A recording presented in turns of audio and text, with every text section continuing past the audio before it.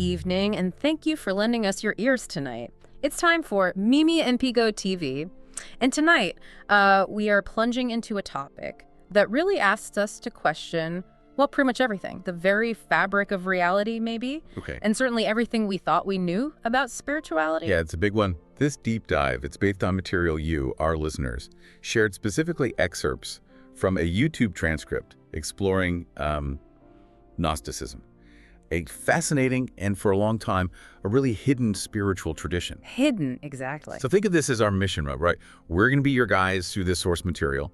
We'll pull out the most important bits, the key insights, to help you understand what the source is claiming this sort of suppressed history, and crucially, why it might feel so relevant right now. It honestly feels like we're about to uncover some kind of major secret.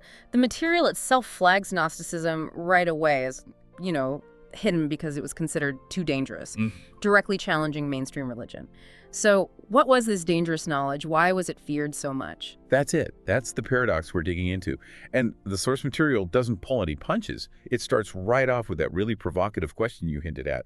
What if everything you've been told about God, the universe, your own existence, what if it's not just incomplete, but actually fundamentally a lie? Wow, a lie. Yeah, it makes this really striking claim that there's a hidden truth deliberately buried under layers and layers of religious dogma, basically erased from history by forces that feared its power to, well, wake people up. Okay, so right out of the gate, we're talking about a potential cover-up on a massive scale, not just a different viewpoint, but a claim that the dominant story is a deliberate falsehood. And it all seems to revolve around this term Gnosis. What does that actually mean here? It's got to be more than just like knowing facts, right? Absolutely. This source gives a very specific meaning for Gnosis. It translates to knowledge, yes, but crucially, it's not the kind of knowledge you get from, say, reading a book or listening to a sermon from someone else. The Gnostic idea of Gnosis, as the source lays it out, is about direct, personal, experiential knowledge of the divine truth. It's an inner knowing, an insight that comes from within you. Right, direct experience. And that distinction is absolutely vital because, according to the Gnostic view described here, salvation, or maybe liberation is a better word, it comes from that inner awakening, from realizing and directly experiencing the truth inside yourself, not from blind faith or following external rules or belonging to an institution. Right, so realizing truth inside, not just taking someone else's word for it. I mean, that alone sounds like it would challenge any group claiming to be the only way to God. Definitely. But the source says the most shocking part, the really controversial bit, is their creation story. It actually calls the conventional religious story the greatest deception. How can the story of creation itself be a lie? It's a huge, staggering claim, and the source material really digs into the Gnostic counter-narrative here. Typically mainstream religions teach that a single, good, all-powerful God created everything out of love. The standard story. Right. The material world is seen as a good thing, maybe flawed later by human actions, but fundamentally a divine gift.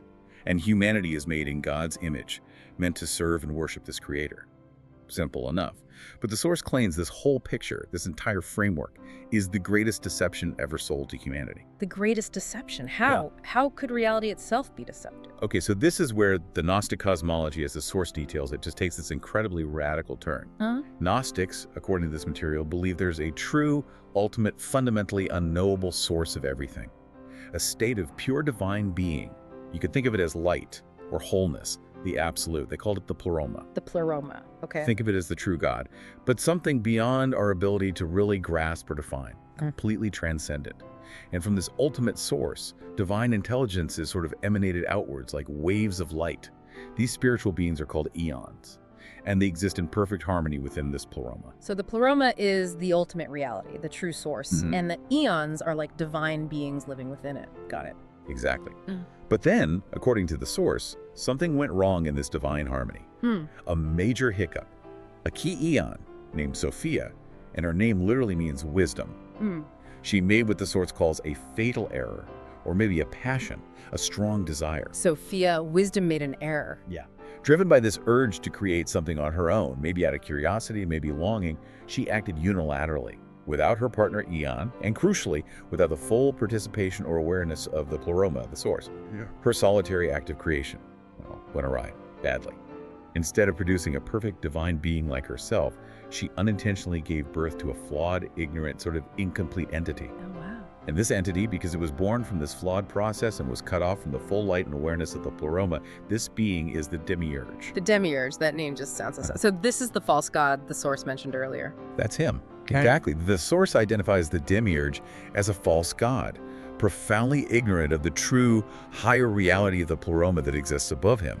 Because he was born from Sophia's mistake and separated from the true source, he mistakenly, arrogantly believes he's the supreme and only God. He doesn't know any better. Doesn't know any better. And it's this being, the Demiurge, who then shapes the material world we live in, this physical universe with all its inherent limitations, its imperfections, its cycles of pain and suffering.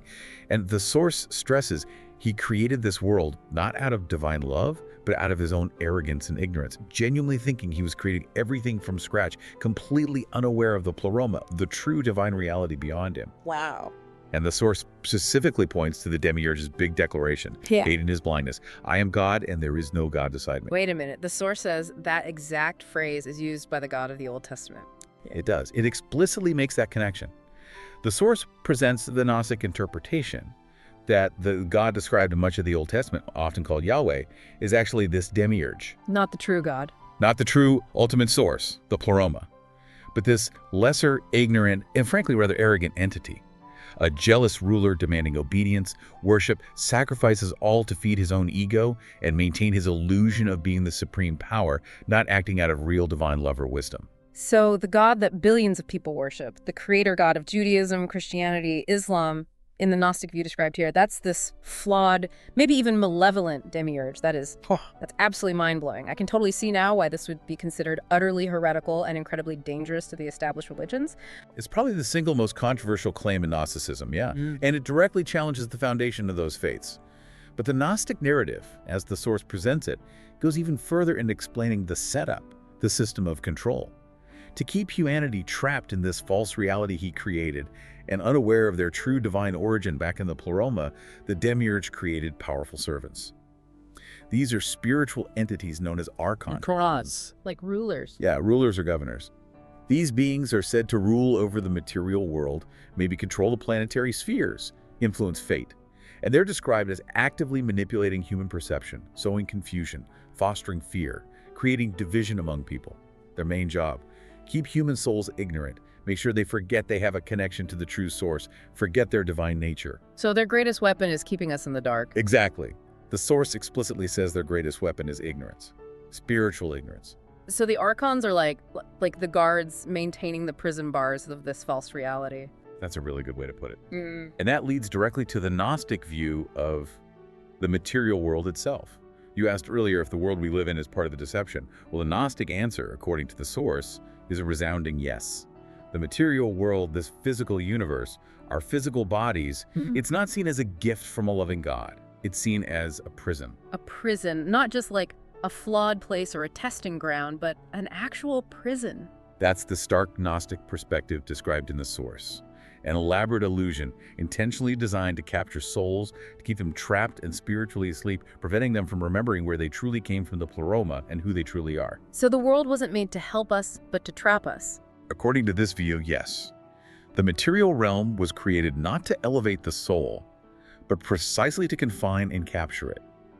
The Demiurge and his Archons, acting out of their own ignorance and desire for control, essentially constructed this reality to enslave human consciousness. They built a system, the source argues, that's full of imperfection, pain, suffering, ignorance, and crucially, constant distraction. All of it designed specifically to keep you from realizing that you possess a divine spark from the true source, and that you actually have the potential to escape this realm entirely. Wow, okay. And the source connects this ancient idea to modern life. You know, all the fear we see, the constant stress, the struggle, the pressure to conform, the way we look to external authorities, governments, religious figures, corporations, instead of looking for wisdom inside ourselves. It draws direct parallels. The source argues that the Archons, these controlling forces, function today through the various systems that dominate modern human existence. These systems shape our behavior, dictate what we believe is possible or true, and keep people perpetually distracted, often divided, and fundamentally spiritually lost. How so? Like organized religion? Well, the source claims that organized religion, in many cases, has been twisted from any original liberating potential into a primary tool of obedience, teaching people they are inherently sinful, broken, flawed, powerless, and therefore need external salvation, which conveniently can only be granted through the institution itself. Instead of teaching them that they are already divine and powerful within. Right. The exact opposite message. And the wider societal system. The source suggests it's deliberately structured around creating states of pain, desperation, and a constant struggle for survival. Think about things like war, poverty, deep social divisions, economic anxiety. Right. The idea is that keeping people trapped in fear and worry prevents them from having the time, energy, or mental space to focus on inner spiritual work and liberation. And all the focus on chasing external things, money, status, possessions. The source calls that the great distraction. The system bombards you with messages that success and happiness are defined by these external markers. So you spend your life chasing them, keeping your attention fixed firmly outwards, away from the inner reality where, the Gnostics believed, your true divine spark resides, waiting to be discovered. Wow. So Gnostic texts, the source mentions, even believed in reincarnation, but saw it as souls being forced back into this material prison again and again. Each life is maybe another chance to wake up, but the system is designed to make that incredibly difficult for most people. The very fabric of this reality, they argued, is deception. Okay, let me try to recap the core Gnostic worldview from the source. There's a true, ultimate, unknowable source, the pleroma. Then a mistake by a divine being, Sophia, leads to the creation of a flawed, ignorant, lesser god, the Demiurge. Yes. This Demiurge mistakenly thinks he's the ultimate creator and makes our material universe not out of love, but arrogance. And this universe is actually a kind of prison run by his agents, the Archons, who use ignorance and distraction to keep us trapped here, unaware that we have a divine spark from the real source inside us. You've got it. That's the fundamental picture the source material paints. Given how completely this turns mainstream beliefs upside down and challenges power structures, I can see why it was labeled dangerous. Yeah. But how dangerous was it considered? Why the intense need to suppress it? That's the next big piece the source explains, the suppression. Right. It wasn't just seen as a philosophical disagreement. It was viewed as an existential threat to the power structures of the time, both religious and eventually political. Think about the core implication. If salvation or liberation comes from direct, personal, inner experience of the divine Gnosis, then what happens to the need for intermediaries? You don't need priests, churches, sacraments. You don't need the institution telling you what to believe or acting as a go-between. Exactly. You don't need to follow externally imposed laws dictated by an authority to be saved. You don't need to fear eternal damnation threatened by that authority. You don't need to pay tithes or seek absolution from them. It empowers the individual completely. Fundamentally. And the source emphasizes this directly undermines the entire basis of power for any religious institution that sets itself up as the necessary gatekeeper between humanity and God. Early Christianity, especially as it started to consolidate its power and gain influence, eventually aligning with the Roman Empire, simply couldn't allow a competing spiritual movement that told people they could bypass the church entirely. Because if people realize they could connect to the divine directly within themselves, the institution loses its control, its influence, its whole reason for being the sole authority. Precisely. So the source details the systematic, often brutal campaign to eradicate Gnosticism. It says Gnostics had to be silenced. Their scriptures, filled with these teachings about inner liberation and direct knowing, weren't just debated, they were condemned as dangerous heresy. Believers were actively hunted down. Hunted. Yes. Their communities were destroyed, and their writings, the source says, were systematically sought out and burned. It was a conscious, deliberate, and violent effort to erase this entire alternative spiritual path from existence. It sounds like they nearly succeeded. Yeah. It's amazing anything survived, but the source talks about this incredible rediscovery, almost miraculous. Yeah, it's a truly remarkable story, a pivotal moment that essentially resurrected Gnosticism for the modern world, according to the source. It happened in December 1945, near Nag Hammadi in Egypt. Some local farmers were digging for fertilizer and stumbled upon these large, sealed earthenware jars hidden in a cave. And inside. Inside were ancient papyrus manuscripts bound in letter covers codices. The Nag Hammadi library, this is where we got the Gnostic Gospels we can actually read today, right? That's the one.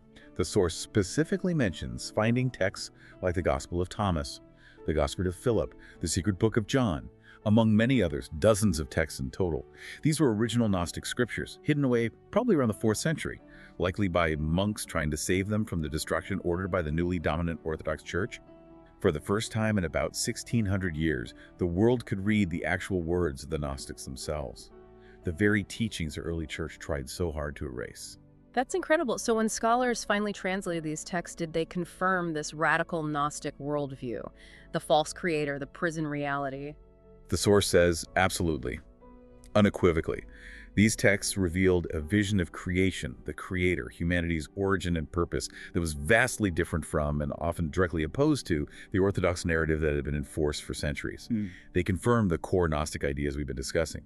The pleroma is the true source, Sophia's error, the Demiurge as an ignorant lesser creator, the material world as an illusion or prism. And crucially, the source points out, these texts show that these ancient people were wrestling with incredibly deep, profound questions about the nature of reality, consciousness, and existence.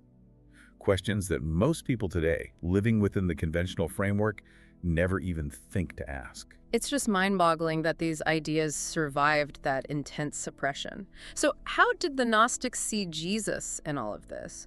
The authors mentioned their view is very different from the church's. Fundamentally different, yeah. According to the source, the Gnostic texts paint a picture of Jesus that's really distinct from the figure in Orthodox Christianity. For most Gnostics, he wasn't primarily seen as a sacrificial lamb sent to die for humanity's sins through a blood sacrifice. All right. And he wasn't seen as coming to establish a powerful earthly institution like a church, demanding worship, or enforcing a strict set of external moral laws and rituals. So if he wasn't here for sacrifice or building a church, what was his purpose, according to the Gnostics described in the source? The source explains that Gnostics viewed Jesus' core mission as that of a spiritual liberator, a guide. They saw him as a divine messenger, an emissary who came down from the higher reality of the pleroma into this flawed material world. Why? Specifically to reveal the hidden truth, the Gnosis to trapped human souls. To wake them up. Exactly, to wake them up. He came to show them, this world you think is real. It's a kind of prison that God everyone worships, the creator of this world. He's not the true, ultimate God. He's the Demiurge. And the way out, the path to freedom and returning to the source, is not through blind faith or obedience to external rules, but through self-knowledge, through awakening the divine spark that's already inside you. So he was like the ultimate whistleblower, the guide showing us the escape route from the Demiurge's matrix. That's a great modern analogy for it, yeah. The source mentions that Gnostic texts often call Jesus the bearer of Gnosis.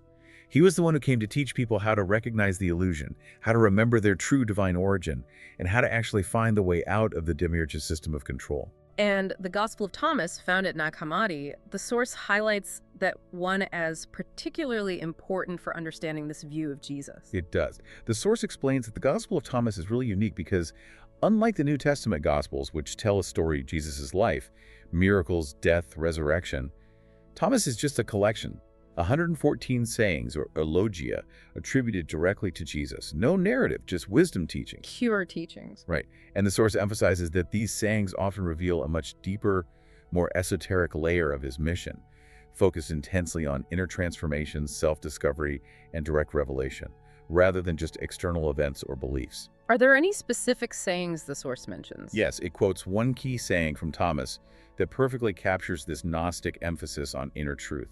If you put forth what is within you, what you bring forth will save you. If you do not bring forth what is within you, what you do not bring forth will destroy you. Wow. If you bring forth what is within you, what you bring forth will save you. That's pure Gnosis, isn't it? Liberation comes from inside you, from your own awakened divinity, not from anything external. It's the absolute core Gnostic principle, distilled into a single teaching. And the source points out how this resonates with other sayings attributed to Jesus, even in the standard Gospels, like his repeated statement, the kingdom of God is within you. Right, I remember that. This idea, so central for Gnostics, directly contradicts the later Orthodox message that salvation comes primarily from external faith in Jesus' death and resurrection, mediated by the church, and that the kingdom is somewhere else, maybe after death, achieved by following the church's rules. Gnostics heard the kingdom is within you and understood Jesus wasn't trying to create believers who just had faith in him. He was trying to awaken minds, to trigger people to remember their own inherent divinity and their direct connection to the true source. And the source also mentioned that Jesus often clashed with the religious authorities of his day, like the Pharisees. Yes, it points out how even the New Testament shows Jesus challenging the religious leaders who were focused on rigid interpretations of the law, external purity rituals, and maintaining their own authority. The source argues this supports the Gnostic view that Jesus was actively resisting the kind of institutional control and focus on external obedience that, for Gnostics, characterized the Demiurge's system. It also reminds us that, from the Gnostic perspective described, Jesus taught that humans aren't fundamentally sinful or fallen creatures. Instead, we are divine beings who have forgotten our true nature, temporarily trapped in physical bodies within a flawed reality. The source even brings in the Gnostic Gospel of Philip, stating, "Ignorance is the mother of all evil. He who is ignorant will live as a beast." This hammers home the point that for Gnostics, the root problem isn't sin in the conventional sense, but a lack of gnosis, deep spiritual ignorance of our true selves and the true nature of reality. It's really fascinating how the source suggests Jesus might have even tailored his message, maybe using parables to hide the deeper truths from those who weren't ready. That idea is very strong in Gnostic thought. The source implies Jesus likely had both public teachings, maybe simpler messages for the crowds, and a more esoteric, secret wisdom, the deeper gnosis reserved for his inner circle, for those disciples who were spiritually prepared to grasp the shocking truth about the cosmic deception. Like different levels of understanding. Exactly. And this is hinted at even in the canonical Gospels, like in Matthew, where Jesus says he speaks in parables so that the masses, seeing they do not see, and hearing they do not hear, nor do they understand. It suggests a deliberate veiling of the most profound truths from those not yet capable of receiving them without misunderstanding or misuse. And finally, even the resurrection. The source says many Gnostics saw that differently too, not necessarily a physical event. Yes. While Orthodox Christianity places immense importance on the literal, physical resurrection of Jesus' body, the source explains that many Gnostic interpretations were more symbolic, more focused on the soul's journey. For them, the resurrection represented the soul's ultimate awakening from the sleep of ignorance within the prison of the material world. It symbolized the soul shedding the limitations of the physical body and ascending back towards the pleroma, the realm of light. So dying was like dying to the illusion. Exactly, dying to the false reality. Yeah. And being reborn or resurrected meant achieving enlightenment, gnosis, and transcending the Demiurge's control. So Jesus' death wasn't primarily seen as a necessary sacrifice to appease an angry God or pay for sins. It was viewed more as the ultimate demonstration of his liberation from the body's confinement, showing the path that all awakened souls could eventually follow to escape the material prison. Okay, so we have this incredibly powerful, completely alternative vision of reality, creation, God, Jesus, everything. But as we know, this Gnostic view didn't win out. It didn't become the dominant form of Christianity or Western thought. The source talks about a major counteroffensive by the forces that did take control. What happened? How did this message get so thoroughly buried? The source lays it out very clearly.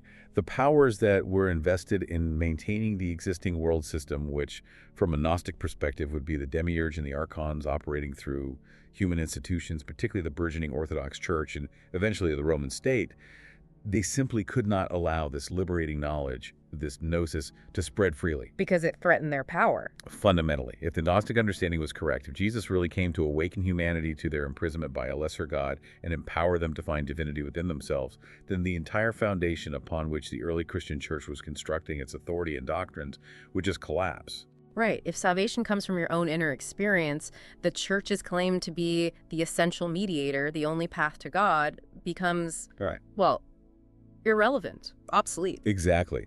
The source emphasizes this point.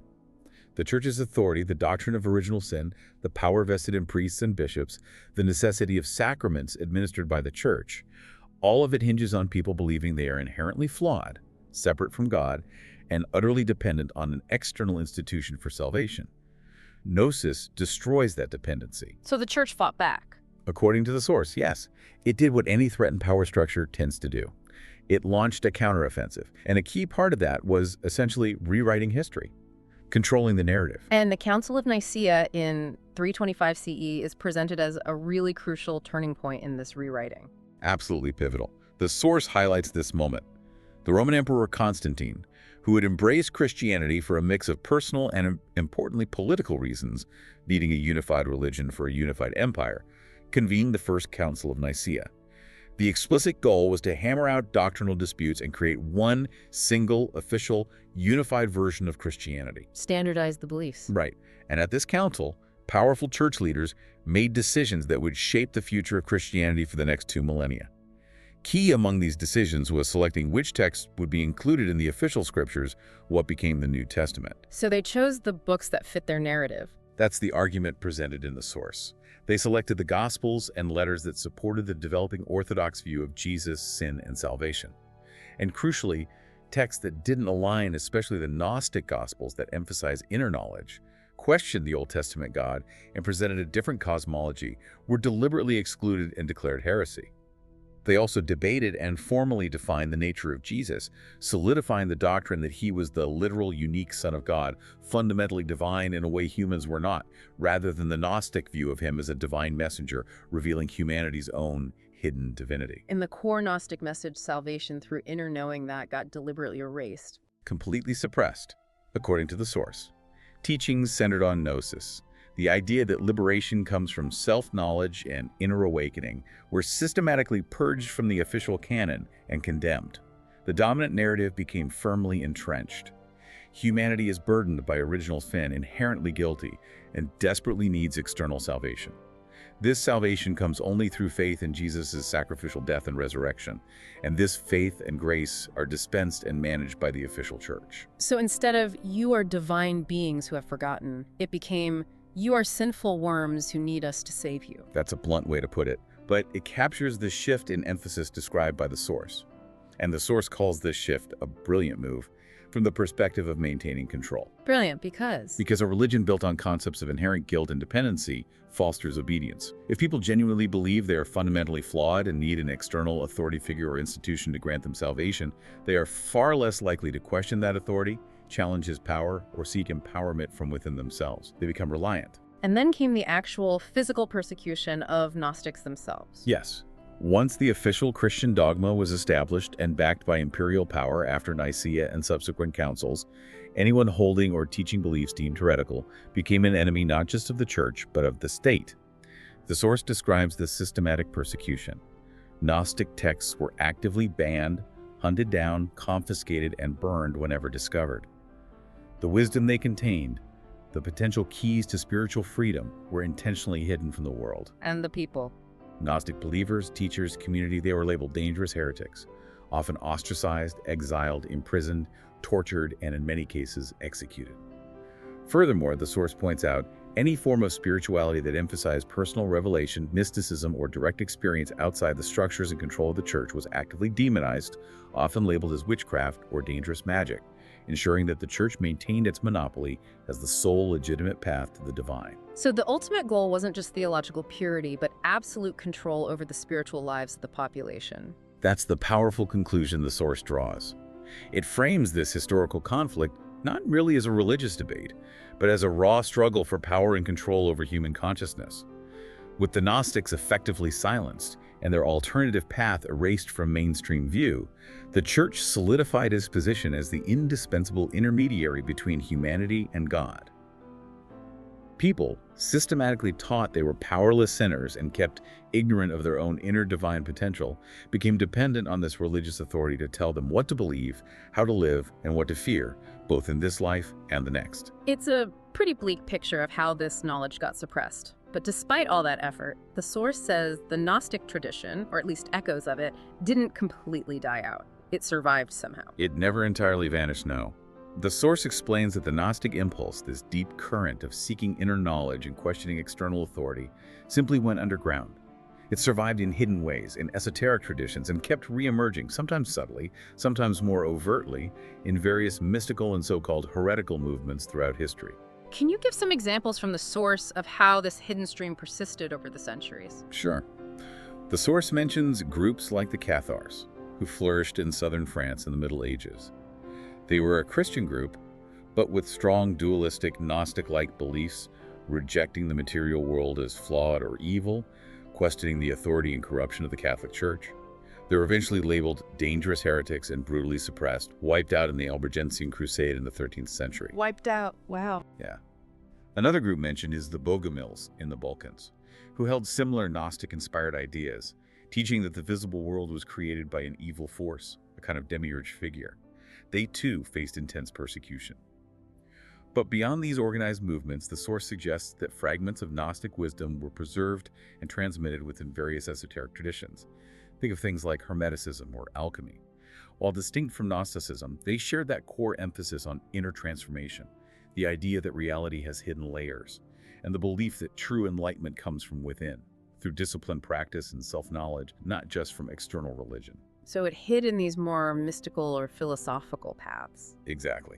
And the source even speculates that some secret societies, even in more modern times, like certain interpretations or branches of Freemasonry, claim to preserve and pass down fragments of this lost ancient wisdom, often encoded within their complex rituals and symbols. The knowledge adapted and hid itself in different forms. It's really incredible to think these ideas, this whole alternative worldview, managed to survive in some form through centuries of intense opposition. But then the source asks this really crucial question for us today: why now? Why does Gnosticism, this ancient, suppressed knowledge, seem to be reappearing and resonating with so many people in the 21st century? It's a great question, and the source offers a compelling perspective. It suggests that the fundamental forces of control that the Gnostics describe, the forces that seek to keep humanity spiritually asleep and ignorant, are still very much active today. But their methods have evolved, adapted to the modern technological age. So less book burning, more something else. Exactly. Instead of needing to physically burn books to suppress knowledge, the modern system often buries truth under an overwhelming, nonstop flood of information, misinformation, entertainment, and trivial distraction. It's information overload as a form of control. Like trying to find a signal in a constant barrage of noise. Makes sense. Right. And instead of silencing dissent, primarily through overt violence or persecution, though that still happens, of course, alternative viewpoints or challenging ideas are often discredited, marginalized, labeled as conspiracy theories, pseudoscience, or dangerous misinformation by dominant media narratives and algorithms. Control through ridicule or dismissal. Precisely.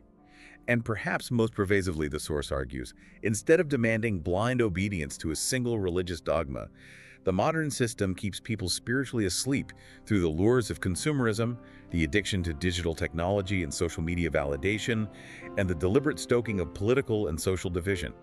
All of these keep our attention focused outwards, superficially engaged, and prevent deeper introspection. And the result is the same. Most people don't realize they're trapped. That's the claim.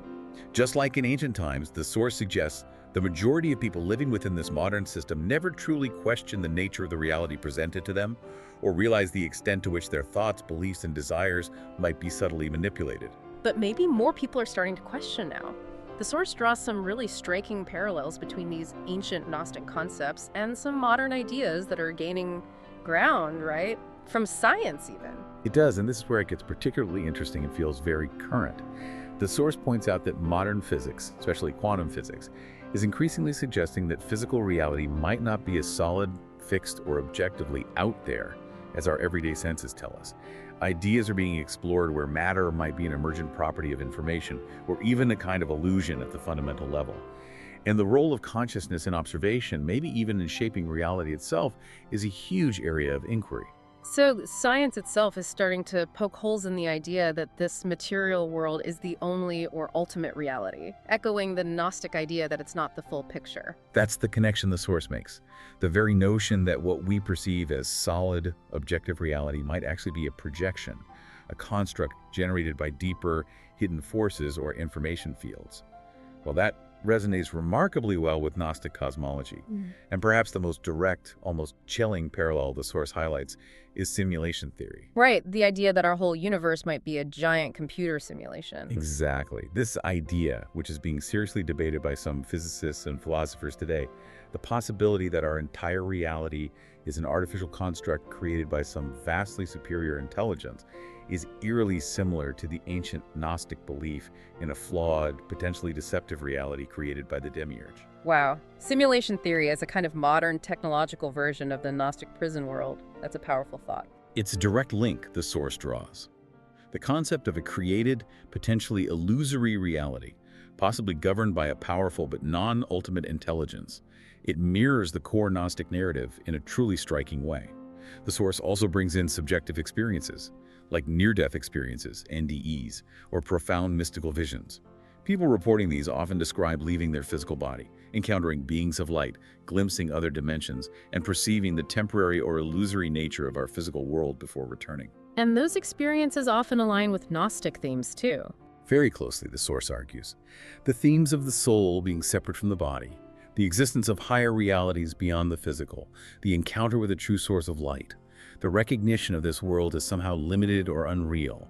These common elements in NDEs and mystical states align remarkably well with ancient Gnostic teachings about the soul's journey, its potential to transcend the material prison and reconnect with the pleroma.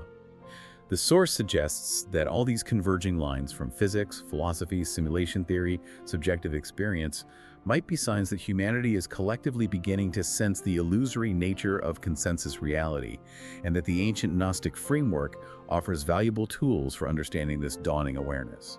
This has been an incredible journey through such a different way of seeing, well, everything. So if we take the Gnostic premise seriously for a moment, that this material world is a kind of prison, and these Archon forces are trying to keep us trapped in illusion, how do we actually get free? What's the Gnostic escape plan described in the source? The Gnostic path to liberation, as the source lays it out, always starts with the fundamental first step: awareness. Just recognizing the possibility, truly internalizing the idea that this reality might be a construct, a form of deception, is the absolute crucial beginning. Seeing the bars of the cage. Precisely. Once you genuinely start to see the illusion for what it might be, the source argues, its power over your mind begins to weaken significantly.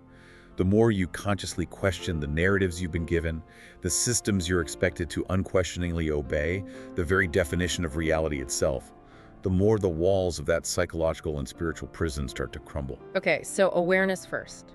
Then what? Building on that awareness, the source advises a conscious process of detaching from the system that perpetuates the illusion. Now, this doesn't necessarily mean physically withdrawing from society and living in a cave, though some might choose paths like that. It's more about psychologically and spiritually disengaging from the system's core manipulative mechanisms. How do you do that? It means actively choosing to stop feeding the system with your energy and attention, particularly where it thrives on negativity and illusion. Stop investing so much belief and emotional energy in the narratives of fear that are constantly broadcast. Stop the endless pursuit of distraction that keeps your mind occupied and prevents introspection. Stop seeking external validation from the system's metrics of success. The source claims that when you cease to actively fuel the illusion with your belief, fear, and engagement, its hold on you begins to lessen. It starts to dissolve around you. Right, stop giving it power. And since Gnosis is all about inner knowledge, seeking that truth within ourselves must be absolutely central to escaping this alleged prison. Fundamentally. That's the heart of it. The source constantly reinforces this. True, liberating Gnosis isn't found in external doctrines handed down by authorities or in political ideologies or social trends or scientific materialism alone. It is an inner awakening, a direct, unmediated experience of the divine spark within you and understanding its connection back to the ultimate source. And the source mentions specific practices to help cultivate this inner knowing. Yes, it touches on several paths and practices that both ancient Gnostics and modern seekers have used. One key practice is meditation and cultivating silence. In a world deliberately filled with noise and endless distractions, the source suggests that actively seeking inner silence is almost like a weapon against the illusion. Quieting the constant chatter of the mind allows you the space to potentially hear the subtle voice of truth, the Gnosis, that resides deep within you, usually buried under all the mental clutter. Makes sense. Cut through the noise. What else? It also emphasizes the importance of learning to trust and pay attention to your inner signals, things like dreams, significant visions, and intuition. A rational analytical mind is a powerful tool, but it's largely shaped by the logic and limitations of this material world. The source suggests that deeper, more profound truths can often bypass the rational mind and be accessed through these less linear, more symbolic forms of inner knowing. The answers you're truly searching for, it argues, might not come from external books or experts, but bubble up from the depths of your own being if you learn to listen. Trusting your gut, basically, but on a deeper level. And what about studying the wisdom that did survive? The hidden texts themselves? Definitely. The source strongly encourages seeking out and engaging with sacred knowledge and hidden texts that managed to survive the centuries of suppression. It explicitly mentions the Gnostic Gospels found at Nicaea, but also points to related wisdom traditions like the Kybalion or Hermetic teachings. These texts, it suggests, were preserved for a reason. They contain coded maps, keys, insights that can help unlock deeper understanding and guide the process of awakening. The key is to approach them not as infallible dogma to be blindly believed, but as valuable resources, as catalysts for activating your own inner knowledge and experience. Using them as tools, not new rule books. Exactly. And finally, the source talks about the necessity of inner alchemy and transformation. This is crucial. True awakening, Gnosis, isn't just about accumulating interesting intellectual knowledge about these ideas. It's about a fundamental process of personal change.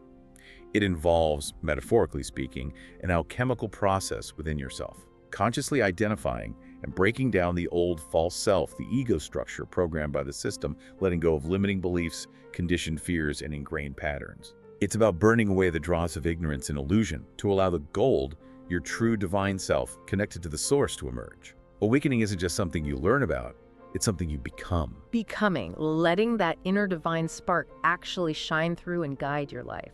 Yes. And the source powerfully repeats that core Gnostic teaching here. You do not need any intermediaries to connect with the ultimate source. No priests, no churches, no gurus, no external saviors are required. Your connection is direct, inherent, part of your essential nature. The system's most insidious and effective tool, the source claims, have always been convincing you that you are small, separate, powerless, inherently flawed, and therefore dependent on external forces for validation, salvation, or even basic worth. Making us forget our own power. Exactly. But the Gnostic truth, according to this material, is the opposite. Within you, right now, is the divine spark, a fragment of the very same ultimate source that is the origin of all true existence. The power to see through the illusion, the power to detach, the power to wake up and find freedom. It's literally already inside your own being, just waiting to be recognized, remembered, and activated. So the potential for liberation isn't something we need to acquire, it's something we need to uncover within ourselves. But the source is also realistic, isn't it? It makes it clear this isn't an easy path. Not everyone is ready or even willing to wake up. That's a very sober point the source emphasizes, yes. The path of Gnosis, of seeking true self-knowledge, demands courage. It requires questioning everything you thought you knew, including your own most cherished beliefs and identities, and facing potentially uncomfortable or even frightening truths about yourself and the nature of reality. The source suggests that, for various reasons, most people will likely remain within the confines of the conventional reality, the illusion. They'll resist the truth. Often, yes. Yeah. They might resist it, consciously or unconsciously. They might actively defend the very systems that limit them, perhaps out of fear, comfort, or simply because the illusion feels more real or manageable than the alternative. They might even mock or dismiss those who try to question reality or point towards a different possibility. So the source suggests the most effective way to positively influence others isn't usually through direct confrontation or trying to force them to see. It's more subtle. It's about planting seeds of awareness. Planting seeds. By asking questions. Gently, respectfully. Ask questions that might prompt someone to think for themselves, to look a little deeper, to challenge the assumptions underlying the established narrative. You don't need to preach or provide all the answers. Just encourage critical thinking and introspection. A single, well-timed question, the source suggests, can sometimes be far more potent in sparking curiosity than 100 forceful arguments. Make people think. Don't just tell them what to think. Exactly. It also advises finding and connecting with others who are on a similar path of questioning, seeking, and awakening. The system, the source argues, thrives on keeping individuals isolated and feeling alone in their doubts or insights. Building genuine connections, sharing experiences and knowledge with fellow seekers that creates community and strengthens resolve, posing a threat to the system's control through division. And perhaps most importantly, live by example. The most powerful testament to the truth of Gnosis and the possibility of liberation isn't what you say, but who you become. The more you genuinely embody awareness, inner peace, authenticity, and freedom from fear, the more others might be naturally drawn to that state and begin seeking it within themselves. The source says awakening spreads like a ripple, and when enough individuals wake up and withdraw their energy from the illusion, the whole system loses its power. That's the underlying hope presented. The collective illusion, the matrix, is maintained primarily by collective belief and participation. As more individuals reclaim their inner sovereignty through Gnosis, see through the deception, and stop feeding the system with their fear and compliance, its foundations inevitably weaken. You, the listener, have now encountered knowledge, ideas, perspectives that were deliberately hidden for centuries, knowledge that fundamentally challenges the core assumptions of our mainstream culture. The source essentially concludes this part by suggesting the illusion is indeed showing cracks, that this ancient truth is rising again, and the profound question it leaves you with is, will you choose to explore this path further? What will you do with this gnosis, this knowledge? And the source really drives home this final, critical step, achieving actual freedom. It makes a stark point that just understanding the Gnostic ideas, just seeing the possibility of the illusion, isn't enough. That's only the beginning. The real challenge, the ultimate question, is what do you actively do with that knowledge? It draws a crucial distinction there. Seeing the bars of the cage isn't the same as walking out of it. And this, the source observes, is where many people who start to awaken can get stuck. They become aware enough to realize something is deeply wrong with the conventional picture of reality. They see the inconsistencies, the manipulation, the suffering. But they don't take the necessary, often difficult steps to truly liberate themselves internally. Why not? What holds them back? Well, the source implies that the very forces they're awakening to the Archons, the ingrained societal programming, the constant lure of material distractions, the deep-seated fears these things are specifically designed to keep you entangled, to pull you back into the game even after you've started to question it and wake up. The inertia of the illusion is powerful. So how do you break free? If understanding isn't enough, what's the actual mechanism for escape described? The source says it's not about external rebellion, right? Exactly. It explicitly states that the primary path to genuine freedom from the Gnostic perspective is not found in fighting the system on its own external terms, engaging in political activism alone, trying to wage an external revolution, or passively waiting for some outside savior figure or apocalyptic event to come and rescue you. The true battle, the source insists again and again, is fundamentally an inner one. The battle is within. Yes. True liberation comes through profound inner transformation. It's a kind of spiritual alchemy that allows you to transcend the limitations and deceptions of this world from the inside out, rather than just trying to rearrange the furniture on the deck of the Titanic, so to speak, by focusing solely on changing external circumstances. Okay, inner transformation, that sounds huge. What's the first practical step in waging that internal battle, according to the source? The source identifies the essential first step as consciously and systematically dismantling the belief systems that have been programmed into your mind since birth by the dominant culture, by your upbringing, by the institutions you've encountered. Just pause and think about the messages we absorb. Traditional religion, as often presented, might have told you that you were inherently weak, flawed, sinful, and needed external intervention to be worthy or saved. Right.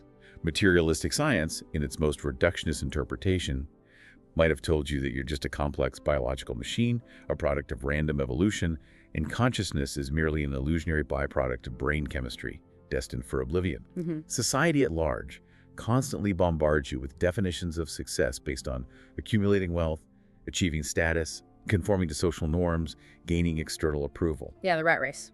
And the overall system, political, economic, media, often equates freedom with consumer choice, following the established rules, participating in the economy, being passively entertained, and crucially, never asking truly fundamental questions about the nature of power, control, or existence itself. So all these overlapping narratives reinforce the idea that we're limited, material beings defined by external factors. Precisely. And the source argues this entire web of belief was, consciously or unconsciously, designed to keep your awareness locked into the material illusion, to prevent you from recognizing or accessing your true inner divine potential. So, to truly awaken and become free, the source urges a process of radical unlearning. Unlearning. By consciously questioning every deeply ingrained belief, every unquestioned assumption about yourself and the world, every truth you've accepted without direct personal verification. The source prompts you to continually ask yourself questions like, why do I actually believe this specific thing?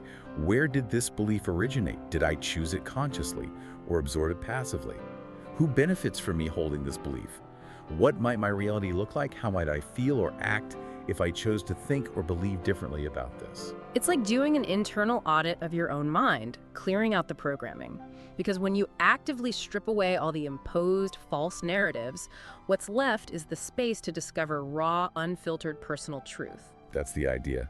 And the second vital step towards achieving this inner freedom, according to the source, is learning to actively disengage from the system's hooks and stop feeding the illusion with your precious life energy.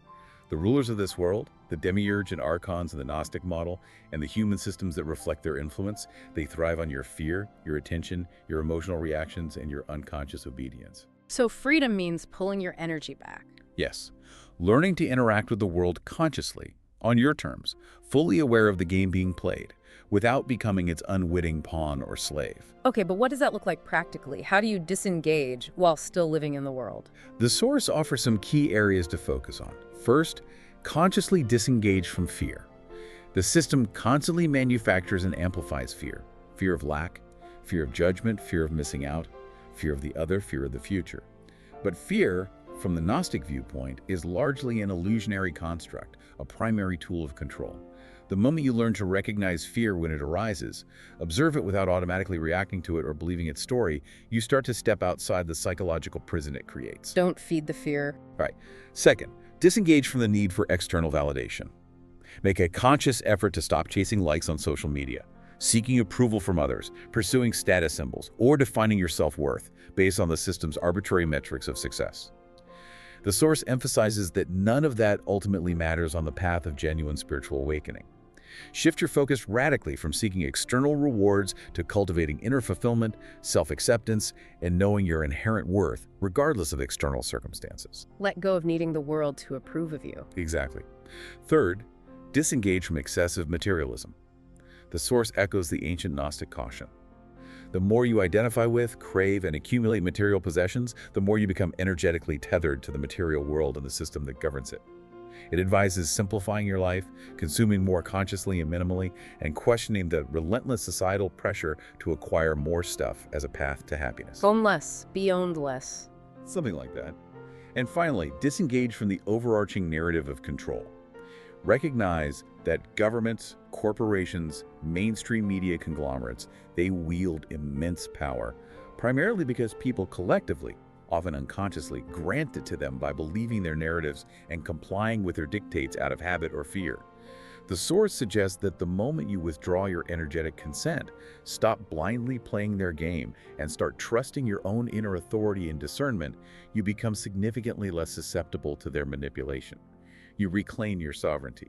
So it's not about dropping out entirely, but about achieving an inner independence while still interacting with the world, interacting consciously with awareness of the illusion. That's the critical distinction the source seems to make. It's not advocating for mass physical withdrawal, necessarily, but for achieving a state of profound inner liberation and detachment that allows you to navigate the material world with wisdom and clarity, fully aware of the illusory nature of the game and choosing how, when, and if you engage with its demands, rather than being automatically swept along. And the third step is reconnecting with Gnosis, that inner divine connection. Yes, the third crucial step is actively reconnecting with and cultivating Gnosis, that direct knowing and experience of your own inner divinity and its link to the ultimate source. The source hammers this point home again. The system's most potent weapon was convincing you that you were separate, small, and powerless. But the Gnostics knew the liberating truth. Within you, right now, is the divine spark, a fragment of the infinite source that created all true reality. That spark is your true identity and power. And the practices mentioned before, meditation, intuition, studying wisdom texts, inner transformation, those are the ways to fan that spark. Exactly. Those are presented as the practical tools and methods to clear away the noise, bypass the ego's defenses, break the conditioning, and directly access and strengthen that connection to the inner light, to remember and embody who you truly are beyond the confines of the material world and its programmed illusions. It's a powerful vision, but the source ends with a kind of challenging, maybe even stark observation about who actually achieves this. It does. It concludes by stating, quite frankly, that based on the nature of the illusion and the difficulty of the path, most people will likely never fully awaken in this lifetime. They will live and die caught within the matrix of the illusion, believing the stories they're told, accepting the reality presented to them as the only reality, never truly questioning the fundamental nature of their existence, and remaining trapped in the cycles of fear, desire, distraction, and external seeking that characterize the system. That's sobering, but it says a few will see through it. Yes, but a minority will. A few individuals, the source suggests, will manage to see through the deception.